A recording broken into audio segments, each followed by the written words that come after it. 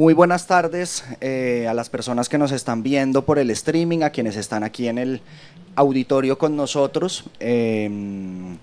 Estamos en un evento de Colombia, país invitado de honor a la FILBEN 2023. Para mí es un gusto estar aquí conversando hoy con Daniel Pardo. Daniel es periodista, es historiador, lleva más de 10 años cubriendo temas de América Latina, ha sido corresponsal en Venezuela de la BBC, y bueno, creo que tiene mucho que contarnos sobre la escritura en las fronteras, que es el tema de esta charla. Daniel, bienvenido y bienvenido a la feria. Gracias, Felipe, un placer estar acá.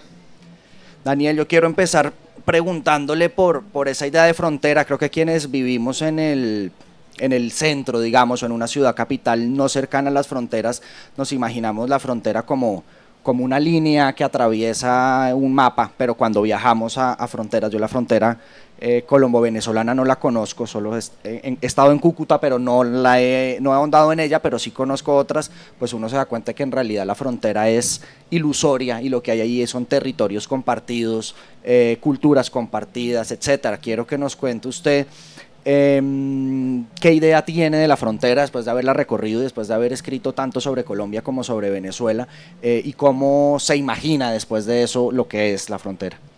Sí, la frontera, me llama la atención que usted y yo nos usteamos, y para los venezolanos eso es una rareza. Sí. Yo la frontera la he cubierto desde Venezuela y desde Colombia, desde San Antonio y desde Cúcuta, desde Puerto Ayacucho y desde Puerto Carreño. Y es impresionante eso que usted dice, digamos, yo suelo decir que un país bien podría ser la frontera. Los gochos podrían ser una cultura de nuestros países, porque además tienen muchas cosas en común, no solamente su cultura, digamos, de arraigo popular y de sus tradiciones, sino además su comercio, ¿no? Parte de lo que fue dramático durante el cierre de la frontera, hace unos años, porque la abrieron hace un año, ¿no? Sí, la abrieron hace un año, y ahí estuvo cerrada, bueno, como más de 5, y el drama era ese, que la gente que estaba acostumbrada a hacer vida en ambos lados, gente que iba a la escuela al otro lado, gente que tenía, no sé, la pareja al otro lado, gente que tenía un negocio al otro lado, pues les interrumpieron eso. Es como si les interrumpieran la vida, o como si les cortaran la ciudad de un tajo, y eso fue muy dramático. Y eso yo creo que pasa en toda la frontera. Recientemente estuve en la frontera en La Guajira, y allá con sus propias dinámicas y sus propias lógicas, que son muy diferentes a las demás, porque una cosa que hay que decir es que es una frontera muy diversa, ¿no? La parte de La Guajira es una cosa que tiene, pues, obviamente el pueblo guayú como protagonista, pero también unas formas de contrabando y unas formas de comercio históricas muy diferenciadas a las de los Andes y muy diferenciadas a las del Amazonas. Y allá fue muy impresionante ver que una de las cosas que marca la frontera es la pobreza. La frontera de los Andes, o sea, la que está en Cúcuta, es más o menos próspera porque tiene mucho comercio, porque tiene una cultura de comercio muy grande, mientras que la de La Guajira, después de unos años en los 70 y los 80, que fue muy próspera por cuenta de la bonanza marimbera, ha dejado de serlo. Y hoy en día está plagado, pues, o sea, está marcado por la pobreza. Obviamente hay gente rica, hay una desigualdad muy importante, pero eso la marca. Entonces, sí, digamos que en cada una de las regiones de la frontera hay un país distinto que interacciona de manera muy profunda, pero es muy diversa al tiempo, y es muy importante tener en cuenta eso. Dicen que es una de las fronteras más peligrosas del mundo. Yo he vivido ahí, pues, digamos, escenas muy tensionantes, porque hay presencia de guerrillas, diferentes guerrillas, presencia de diferentes grupos paramilitares, pero la verdad es que todas las fronteras son igual de difíciles. Yo estuve, por ejemplo, en la frontera entre Paraguay, que es Paraguay, Argentina y Brasil, la triple frontera, y es igual de complejo. O sea, tiene toda la complejidad comercial y de contrabando y de informalidad, pero también de violencia, sobre todo en los últimos años que el narcotráfico ha florecido allá. Entonces, y bueno, ni hablar de las fronteras en Medio Oriente y en otras partes. Entonces es difícil como establecer cuál es la más dura de todas, pero siempre que se cae el cliché, yo siempre me pregunto, bueno, ¿cuál no? Y creo que la frontera además crea una identidad, es decir, el habitante de frontera la familia que ha pasado su vida en una ciudad fronteriza, en un pueblo fronterizo, va generando unas comunidades que tienen una identidad propia, ¿no? Creo que la identidad de la frontera. Cuéntenos un poco usted cómo ve esa identidad entre Colombia y Venezuela. Empieza por ser una identidad difusa, porque precisamente está en una frontera, pero es verdad que es una identidad. Es gente que no se termina de adscribir a ninguno de los dos países y que ven las dos capitales muy lejos y que parte de su identidad es verlo lejos y ser muy diferenciados. Digamos, en los Andes gochos, que yo llamo como el país gocho, el que está a ambos lados de la frontera, aunque el término gocho sea más desde Venezuela, pero nosotros les decimos que santanderianos, norsantanderianos. Al final es una cosa común, y suelo decir que ellos tienen una identidad muy propia que además es más arraigada, tienen una cultura de ser vehementes, de ser rebeldes, obviamente pues tienen una tradición universitaria importante, pero yo también creo que es en oposición. Suelen hacer el chiste de la cultura del país independiente de Táchira, y eso es un chiste, pero yo creo que tiene un fondo que es: nosotros somos diferentes, nosotros nos diferenciamos y queremos nuestra propia autonomía, nuestra propia diferenciación, no solamente cultural, también económica, ¿no? Porque son lugares donde hay mucha prosperidad, donde hay cierta educación, donde hubo clases medias. Entonces, sí, yo creo que para ellos sentirse parte de ese lugar y tener la posibilidad de interactuar con el otro lado es fundamental. Eso los identifica, sí, los establece como personas en el mundo, ¿no? Eso diría, sí. Ahora hablemos un poco en ese mismo contexto de su oficio, es decir, del oficio del periodista. Creo que el oficio del periodista, lo hablábamos antes, pues requiere unas habilidades y unos gustos y unas maneras de trabajo que son muy particulares y creo yo muy valiosas. ¿Cómo se sitúa usted como periodista en esa frontera? Más allá de observaciones como las que ha hecho, que es lo que puede ver después de su vida, pero ya a la hora de desarrollar su oficio, ¿cómo es ese situarse el yo, digamos, para saber qué contar, para saber cómo contarlo, sin también caer en, no sé, en veleidades personales o lo que sea? Pues empecemos por lo personal. A mí me encanta ir a la frontera a reportear. Obviamente tiene un ingrediente de seguridad muy fuerte, que toca estar muy pendiente y hacer todo como un planeamiento de lo que se va a ver y los posibles riesgos. Y también tiene un desgaste en términos como físicos, ¿no? Porque es un sitio, La Parada, que es el lado de la frontera colombiana, que está al frente de San Antonio, que es un lugar comercial muy informal, pues es una loquera, como dirían acá, ¿no? Es súper caótico, pero eso a mí me parece hermoso, porque tiene idiosincrasias, tiene identidad, tiene comercio, tiene una influencia comercial de otros lugares, no solo de Colombia y Venezuela, sino del mundo, ¿no? Entonces a mí me divierte mucho y la paso muy bien. De hecho, mi restaurante favorito de Cúcuta es en La Parada, que es un chuzo que se llama Chipi Chipi, de camarones en la mitad de los Andes, y camarones frescos. Eso es insólito, y eso es lo que permite la frontera, permite como estar en una suerte de centro del mundo, ¿no? Entonces a mí me divierte mucho ir a la frontera a pesar de los riesgos y de las complicaciones, y he ido mucho porque pues durante los últimos años, sea porque está cerrada o porque está abierta o porque hay conflictividades, pues nos toca ir. Estuve por ejemplo en Arauca, que es otro pedo, ¿no? Y además pues tiene la cosa llanera que nos une a los dos países en una cantidad de términos, y podríamos hablar de eso, de hecho. Cuando hubo unos enfrentamientos entre guerrillas colombianas, al parecer, y el ejército venezolano. Y eso era otra cosa, ¿no? Y la comida es distinta, ¿no? Ternera a la llanera, etc. Entonces, sí, digamos, es divertido, es una forma de conocer los dos países.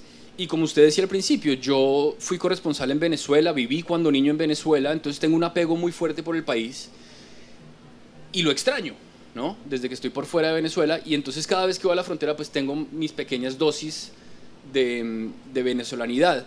Antes, hace 8 años, no se conseguían cocosetes, torontos y pirulines por fuera de Venezuela, tocaba ir a Cúcuta a buscarlos. Hoy en día están por toda América Latina y son un producto masivo, pero entonces tenía eso, ¿no? De ir a Cúcuta a gozar un poquito de Venezuela, ¿no? Tenga un librero colombiano que estaba aquí en la feria, que ya se fue, decía que el plan familiar cuando él era niño con el papá era irse hasta Cúcuta por tierra y comprar comprar en San Antonio las llantas del carro, que me impresionó, y compraban llantas y compraban electrodomésticos. El consumo es una de las cosas que marca sobre todo esa zona de la frontera, porque por ahí fue que pasó mucho del contrabando, pero también mucho de este comercio pequeño que define tanto, ¿no? Porque tiene una identidad propia, ¿no? Entonces, claro, y además la frontera es resultado de lo que está pasando en el resto de los dos países. Entonces, en el momento en el que Venezuela pues, era un país hiper desarrollado y Colombia no lo era, todo el mundo iba para allá a conseguir cosas importadas y tener como una ventanita del mundo. Hoy pasa más o menos al contrario, y cuando hubo la crisis de escasez, pues era impresionante el intercambio de materiales, de bienes y productos que había de un lado y del otro. Entonces sí, el consumo y con eso la cultura de consumo, es decir, lo que significa una harina pan. Una harina pan no es solamente un producto, sino es también una conexión con un país, con una cultura, con la manera como te criaron. Entonces sí, es impresionante cómo eso marca mucho la frontera. Yo quería preguntarle algo que usted ya medio adelantó, pero es desde que empezó usted a cubrir la frontera colombo-venezolana, ¿cómo ha visto el cambio en la misma frontera, en las poblaciones, en la gente? Es decir, ¿cómo ha transcurrido el tiempo por la frontera entre cuando usted empezó y ahora? Ha pasado de todo. Ha habido momentos bueno, primero una época grande que estuvo cerrada, pero también, claro, desde Venezuela hacia Colombia con la llegada de los paramilitares a Venezuela, entonces eso era un pedo. Después hubo otro pedo que eran las guerrillas, como que va cambiando, pero es interesante cómo también hay cosas que siguen siendo las mismas, ¿no? Por ejemplo, esto del consumo, o las costumbres, o la identidad, o el intercambio de un lado para el otro. Creo que, y en general esto lo suelo pensar mucho y pasa mucho con lo que se cubre de Venezuela, que nos concentramos como en esas rarezas nuevas, insólitas, que aparecen un día para otro, pero muchas veces esas rarezas se acaban rápidamente y nos olvidamos de lo que está más abajo, más profundo y mucho más arraigado en la estructura del país, de la cultura, que es lo que se mantiene. Y eso también es importante tenerlo en cuenta porque pues, al final define mucho más y a la gente se lo toma mucho más en serio. ¿Qué sería eso que se mantiene? Pues, por ejemplo, la cultura del fútbol, la cultura del ciclismo. Eso no o sea, son dos deportes que en el resto de Venezuela no están. O están parcialmente, ¿no? Porque es el béisbol y otros deportes. La cultura montañera, ¿no? Mérida es una ciudad que no está precisamente en la frontera, pero yo creo que está muy conectada con la frontera, con la cosa cosmopolita, con la cosa universitaria, y al final pues es una cultura parecida a la de Táchira. Entonces, y al final, y además se le añade la cosa vehemente, la cosa como arrecha, ¿no? Como dura, tanto de hombres como de mujeres, y eso también está en el Santander y el norte de Santander. Entonces, sí, creo que cosas como culturales, la lectura política de sus países, son dos regiones que se ven muy autónomos y una búsqueda constante hacia la autonomía, no sé si política, pero en todo caso, sí, simbólica, ¿no? De sentirse diferentes, de sentirse como parte de algo distinto al Caribe, distinto a los otros Andes, distinto obviamente a las llanuras y a las selvas. Entonces, eso es el tipo de cosas que me parece que están a los dos lados y que se han mantenido a lo largo del tiempo, y esto mucho antes de que nosotros naciéramos, ¿no? Esto es una cosa que ha estado siempre. La frontera yo creo que es como el corazón de un proceso que va mucho más allá de su territorio. Lo pienso como bogotano y que vive en Bogotá. Además, en los últimos años hemos recibido, han llegado a vivir a Bogotá muchísimos venezolanos, y después de esos años eso ha transformado de alguna manera la cara de una ciudad como Bogotá, que era una ciudad ensimismada totalmente. Bogotá es una ciudad muy anclada entre sus montañas de alguna forma. Eso es como una metáfora del ensimismamiento que somos los bogotanos, y yo creo que ha habido como un cambio de cara que ha llevado también Venezuela a Colombia, y la frontera es un poco como el corazón de procesos como esos. Es paradójico, ¿no? Que Bogotá, siendo la capital del país, donde salieron sus élites y donde están las principales universidades, históricamente haya sido una ciudad mucho menos cosmopolita que las fronteras en Colombia. Y empezando por Cúcuta, pero siga por San Andrés, Cartagena, lo mismo Ipiales y Pasto. Y sí, es verdad, Bogotá tiene, y por ende, digamos, cierta gobernanza y lectura de Colombia ha estado afectado por ese ensimismamiento y por esa visión un poco obtusa del mundo. Y los venezolanos, que es la primera vez que Bogotá y digamos que el centro de Colombia recibe una dosis importante de migración. Nunca Colombia, los venezolanos recibieron europeos durante el siglo XX, Colombia nunca, porque era un país pues ensimismado en su propia guerra. Hay libros escritos sobre el hecho de que le dicen el Tíbet de América Latina, ¿no? Colombia es un país muy cerrado, fue muy, muy cerrado, y la llegada de venezolanos, pues sí, yo creo que cambió muchas cosas. No diría que para bien o para mal, porque eso no se puede reducir a algo bueno y malo, es mucho más complejo que eso, y me parece que además también ha puesto a muchos colombianos en una posición incómoda de decir, epa, la diferencia existe, ¿no? Claro. Y es más, y yo no soy mejor que el otro, sino que hay una diferencia. Me parece también que ha habido cierta, eso se ve mucho en Bogotá, pero obviamente pues Cúcuta nos lleva años en eso, esta frescura venezolana, ¿no? Esta calidez humana, esta informalidad tan importante. Bogotá, los bogotanos nos jactamos de ser muy formales, de ser muy burocráticos, muy institucionales, muy democráticos, más allá de si es verdad o no. Y el venezolano le ha traído un poquito como de cancha, de esa acidez que es tan importante para la vida, porque permite resolver problemas, permite darle perspectiva a los problemas también, ¿no? Entonces sí, yo creo que y se ven muchas cosas, o sea, ya en Colombia es común decir pana, sí, o saludarse, sí, puñito, eso es un saludo venezolano que hoy en día en Colombia es mainstream, ¿no? Claro, la migración ha sido un drama humanitario y en muchos sentidos ha sido muy difícil, y han tenido un impacto urbano, social, que Colombia no ha sabido responder porque no es fácil y porque no tiene Estado, o tiene un Estado pues muy poco preparado para eso, nunca lo había hecho. Entonces ha sido un proceso muy traumático, pero yo suelo insistir mucho en las ganancias de la migración, porque Colombia ha crecido como país y la sociedad colombiana también. Y creo que Venezuela también ha podido hacer una reflexión sobre lo que es su identidad, sobre lo que es su comparación ante el mundo, lo que es realmente ser venezolano o no. Entonces creo que hay cosas para ambos lados. Yo creo que hay un ejemplo que es muy tonto, pero es muy diciente, que es la discusión sobre de dónde es la arepa. No, que los colombianos siempre nos hemos jactado de no, es que la arepa colombiana y tal. Cuando empiezan a llegar millones de venezolanos a una ciudad como Bogotá y empiezan a abrirse restaurantes venezolanos de arepas rellenas, pues yo al menos digo, no importa de dónde sea, pero las venezolanas son mejores. Bueno, una vez más, no entremos en mejores y peores. Yo creo que es un falso dilema, es más. Creo que son dos cosas distintas que se llaman igual. Porque la arepa en Colombia nunca es rellena, usted lo acaba de decir, bueno, solamente una que es con un huevo, o sea, es muy distinto y es frita, cerrada, mientras que acá, y el debate de la arepa es sobre todo diciente de lo que es cada país. Venezuela es un país mucho más homogéneo y homogenizado por un consumo y un comercio que hubo gracias a la bonanza del petróleo durante todo el siglo XX. La arepa venezolana está hecha con una harina muy concreta, que es además preproducida y precocida.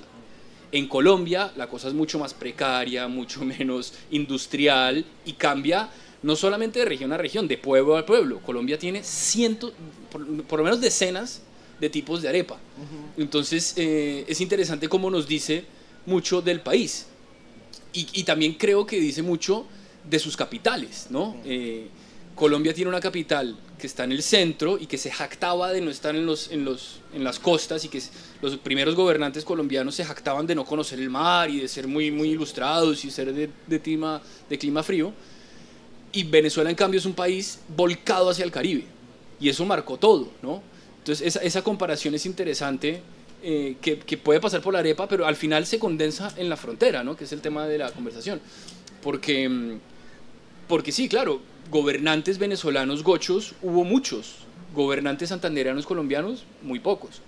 Entonces muestra también cómo un país sí miró a sus regiones, mientras que otro menos. Que al final es un poco, me quedé pensando en algo de lo que decía usted antes, es un poco como que el país, a ver cómo lo pongo, como que el país es más país mientras más cerca está de terminarse su territorio, es decir, en la frontera. En la frontera están unas dinámicas que hablan mucho de qué somos como país, al menos lo pienso desde el lado colombiano, supongo que el caso venezolano es otro, pero hablan mucho de qué somos como país, como cultura, como sociedad, que son cosas que desde el centro se les dan la espalda, ¿no? Es decir, Claro, el lo que dice país... es que la necesidad de definirse y autodefinirse es más urgente en la medida en que esté más en entredicho por la frontera, por cuenta de estar lejos de... Más que definirse, es como que las particularidades propias de una sociedad y de un país se ven más en la frontera, están más a flor de piel.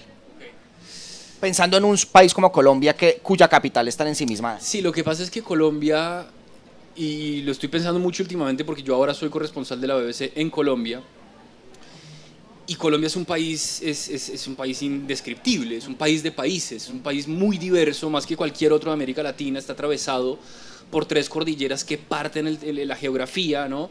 Y cuyo desarrollo y cuya construcción de Estado fue muy precaria y muy desigual de región en región. Venezuela no, Venezuela tuvo un Estado fuerte desde un principio, en parte gracias al petróleo, por lo que sea, pero tuvo un Estado fuerte desde el principio, que homogenizó más o menos, pero sobre todo salió del Caribe hacia las regiones, ¿no? Entonces, y las fue adaptando. Obviamente, la desigualdad regional en Venezuela también existe, se ha profundizado, bueno, tiene problemáticas similares, pero pues Colombia es indefinible. Entonces es muy difícil decir cuáles son esas facetas del colombiano que se exacerban entre más cerca está de la frontera, porque por ejemplo, el tema de los colombianos del sur, de la frontera con Ecuador, es un pedo muy complejo, muy distinto, empezando porque no se querían independizar, ¿no? Los pastuzos eran realistas y bueno, estaban en contra de la independencia de Bogotá y de las ciudades más al norte. Y eso marcó hasta hoy su idiosincrasia y su lectura del mundo. Entonces decir que, sí, creo, hay un cuento que dice, no sé si es verdad, y que Borges decía que ser colombiano es un acto de fe. Yo creo que ser de cualquier nacionalidad es un acto de fe, pero sobre todo de los colombianos, porque de verdad es una mezcla muy grande. Y me parece que Venezuela sí tiene como una homogeneidad más presente en todo el territorio. Daniel, ahora que se ha reabierto la frontera desde hace un año, que hay una cercanía política entre Colombia y Venezuela, con todo lo positivo y lo negativo que eso pueda implicar, pero yo creo que positivo es, por ejemplo, que estemos aquí sentados, es decir, una presencia como esta de Colombia, invitado de honor en la Filben, es posible gracias a esa cercanía y yo lo he visto en los días que llevo acá, el intercambio entre editores, entre libreros, entre autores, y eso no se hubiera logrado de otra manera, pero me gustaría preguntarle en su conocimiento de la frontera colombo-venezolana, ahora que está abierta, que empieza a haber de nuevo comercio y de nuevo intercambio, ¿cuáles serían como 2 o 3 temas que usted considere urgentes para atender? Bueno, el consular, fundamental. Cerraron los 14 consulados que había en Venezuela y no sé cuántos había en Colombia, pero también los cerraron. Eso es un drama, ¿no? Porque hay colombianos de ambos lados, hay colombianos en Venezuela, venezolanos en Colombia, y eso es un drama para la gente que se queda sin pasaporte, etcétera, etcétera. El comercial, no solamente porque hay mucha gente en la frontera que vive de eso, sino porque además para ambos países el intercambio comercial con Colombia, con el otro, pues es gigantesco. Y desde el punto de vista político también, digamos, hay muchas cosas que resolver. Por ejemplo, ahorita el secuestro del papá de Lucho Suárez. Sí.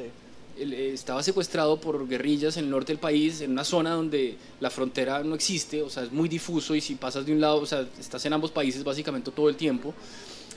Y la posibilidad de contactar al otro y decirle, oiga, esto está pasando allá, mande, porque obviamente el ejército colombiano no puede ir para el lado venezolano a buscar al tipo, entonces el intercambio entre los dos gobiernos es fundamental para resolver cosas prácticas. Usted ahorita decía las cosas buenas y las cosas malas que traiga la apertura. Yo no creo que tenga nada malo. Okay. El cierre fue un drama humanitario, porque obviamente la gente no dejó de pasar de un lado para otro, entonces quedaban a expensas de los malandros, que son de todo tipo en esa zona, y, y afectó a mucha gente, pero además me parece que era como era una cosa simbólica muy difícil de tratar, ¿no? O sea, que a uno le corten la mitad de la ciudad es como poner un muro, ¿no? Es difícil, ¿no?, de tramitar, me parece, para la gente. Entonces sí, yo creo que desde entonces ha habido muchas cosas positivas, pero yo he hecho varios reportajes de cómo va la apertura y todavía está muy precario. No es fácil, no es fácil rearmar la relación, toma mucho tiempo, el daño que hizo el cierre es enorme. Y eso, digamos, que lo digo abiertamente con toda la tranquilidad del mundo, porque lo he visto y porque, digamos, hay evidencia, ¿no?, que mucha gente pues que se quedó sin trabajo, mucha gente que se quedó sin escuela, sin hospital, y un largo etcétera de cosas. Entonces la apertura es positiva, pero llevamos un año y creo que todavía está muy cruda la cosa, porque no es fácil. Por ejemplo, hice un reportaje sobre el puente de Tienditas, que es el puente más grande que hay en toda la frontera, sobre todo dedicado a carga, sobre todo para grandes vehículos. Y es un puente que duraron desde el primer proyecto 30 años en hacerlo, y desde que pusieron la primera piedra como 10. Y una vez lo terminaron, la frontera estaba cerrada. Y después finalmente lo abrieron hace, no sé, 6 meses, y pasar de un lado a otro es difícil. Y como porque es que además ¿A qué altura de la frontera está? está cerca de Cúcuta, entre Cúcuta y Ureña, me parece. Bueno, no sé, se me confunden los pueblos, pero sí, está cerca, está a unos kilómetros de Cúcuta. Y por ejemplo, para que haya intercambio comercial de camiones de un lado para el otro, tiene que haber todo un papeleo de aduanas que no es nada fácil, que si no hay relación consular es muy difícil de ejecutar.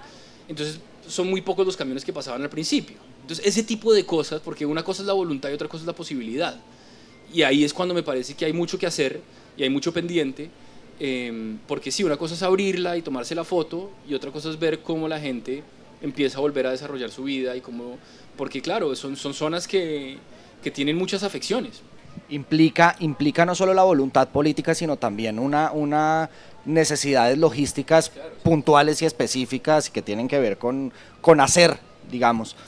Me gustaría, Daniel, cerrar preguntándole, que hemos hablado mucho de su experiencia en la frontera, pero preguntándole una anécdota o dos de casos puntuales que haya visto en la frontera, o personas o anécdotas específicas que lo hayan marcado en estos años allá. No, pues muchas anécdotas. Alguna vez me dispararon de lejos pensando que yo era no sé qué. Yo iba en un barco, esto fue en Arauca, en este momento difícil, que eso habrá sido hace 2 años, fue en plena pandemia, que hubo enfrentamientos en Apure entre guerrillas colombianas y algunos frentes del ejército venezolano. Y esto, bueno, generó un desplazamiento de venezolanos hacia Colombia, aunque realmente eran colombianos que habían migrado para allá, porque es otra de las cosas, no hay nacionalidad, todos tienen doble cédula. Y nosotros nos montamos en una lancha, el camarógrafo y yo, porque queríamos acercarnos a la frontera con Venezuela, tomar unas fotos desde ahí y tal, y nos empezaron a disparar hacia arriba, hacia el cielo, pero pues fue muy, muy tensionante. Y cosas como esas me han pasado varias veces. El día que abrieron la frontera, o sea, que Petro estaba, creo que Maduro no estaba, Petro estaba, o sea, un despliegue militar importantísimo. Yo me fui debajo del puente Simón Bolívar, que está entre Cúcuta y San Antonio, a ver qué estaba pasando ahí. O sea, toda la comitiva, toda la parafernalia estaba encima del puente, debajo no había nada, había gente pasando de un lado de la frontera al otro. O sea, imagínense, incluso con toda la presencia que nunca está del Estado, aún así estaba gente pasando con su maleta de víveres y de cosas. Y en esas nos aproximaron unos tipos que decían que eran del Tren de Aragua. Nosotros somos del Tren de Aragua, ¿usted qué hace ahí tomando fotos? Y yo, ¿el Tren de Aragua? Con el presidente ahí montado en el puente. Y yo, bueno, yo soy de la BBC, le mostré mi carnet, me dijeron, bueno, listo, tranquilo, tome sus fotos, nosotros nos vamos, pero pilas, usted no puede venir por acá. Esto es debajo del puente donde estaba Petro encima, o sea, es una locura. Y eso muestra que la presencia criminal ahí está al borde, o sea, está en la esquina, pero además que el Tren de Aragua cualquiera se jacta de ser del Tren de Aragua y termina siendo más una marca que una organización establecida, estructurada. Que eso termina hablando mucho de esa transformación que ha tenido el conflicto colombiano y que creo que también llega hasta Venezuela, y es como esa cantidad de criminalidad como indefinible que se ha creado después del proceso de paz del 2016, y hay como unos grupos que ya no se sabe si son de un lado o del otro, casi que se ha convertido como una especie de industria, ¿no? De mercenarios, pero al final nadie... Sí, el conflicto colombiano cambió mucho y eso ha tenido efectos sobre Venezuela, sin duda. Antes era mucho más definible, era un enfrentamiento entre dos, de alguna manera. Hoy en día es incluso más difícil de resolver, ¿no? Porque tiene diferentes grupos en diferentes lugares con diferentes intereses y particularidades, y muchos de ellos tienen presencia en Venezuela, entonces ahí también tienen sus propias lógicas y pactar con ellos es más difícil aún. Entonces sí, se fragmentó mucho más de lo que estaba y es más difícil de controlar, al tiempo que el proceso de paz con las FARC fue algo bueno porque redujo la tasa de homicidios y bueno, tuvo una cantidad de cosas positivas, pero tuvo como daño colateral o efecto no deseado de que fragmentó el conflicto y lo concentró en ciertas regiones, entre ellas la frontera en esa zona de Cúcuta y San Antonio. Daniel, quiero darle las gracias, que siga cubriendo la frontera y nos siga trayendo noticias, historias y nada, muchas gracias por aceptar esta invitación. Gracias a usted y a la Filben y al Ministerio de Cultura. Muchas gracias a todos los que nos vieron y a ustedes en el escenario.